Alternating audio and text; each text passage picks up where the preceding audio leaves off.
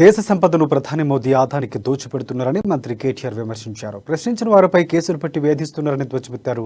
కామారెడ్డి జిల్లా నిజాం సాగర్ మండలంలోని నాగమడుగు ఎత్తిపోతల పథకానికి మంత్రి కేటీఆర్ శంకుస్థాపన చేశారు.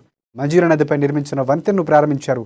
2014లో ఒక్కొక్కరి ఖాతాలో 15 లక్షల రూపాయలు వేస్తామని చెప్పి ఒక్కరి ఖాతాలో ఒక్క రూపాయి కూడా వేయలేదని కేటీఆర్ విమర్శించారు. మన తెలుగు సినిమాకు ఆస్కర్ అవార్డు వచ్చింది, చూసిరా మీరు? ఆర్ఆర్ఆర్ అనే సినిమాకు నాటు నాటు అనే పాటకు బ్రహ్మాండమైన అవార్డు వచ్చింది, ఆస్కర్ అవార్డు. కానీ మన పాటకు అవార్డు వచ్చింది. కానీ మన దేశంలో అద్భుతమైన మహానటుడు ఒక ఆయన ఉన్నాడు. ఆ మహానటుడిని కూడా పంపితే మనకు ఆస్కర్ అవార్డు నటనకు కూడా వస్తుండే. ఎవలా మహానటుడు యాదుకున్నాడా మీకు? ఎవరు పక్కన ఏమన్నాడు 2014లో? భాయియో బహనో మిత్రో आप सभी लोग जन धन खाता खोलो, मैं धन 15 लाख देता हूं అన్నాడా? పడ్డాయా 15 లాఖ? ఏమనుకన్నా పడ్డాయా?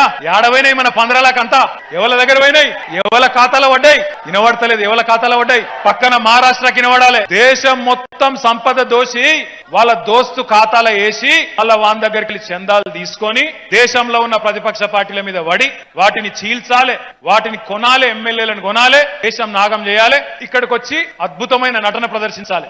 మహానటుడు నేను